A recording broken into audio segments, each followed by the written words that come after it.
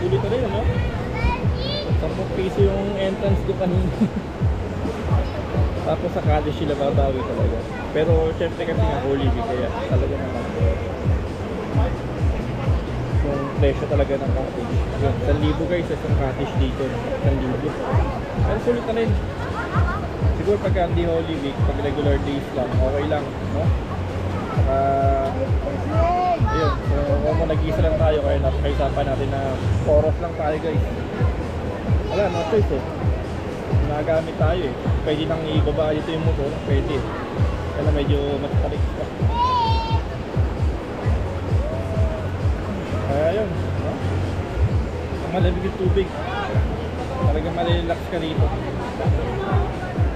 Okay, so lipit na ako, no? Dito tayo. Let's kiss na eh. Tapos launa, baka sabay tayo. Sana.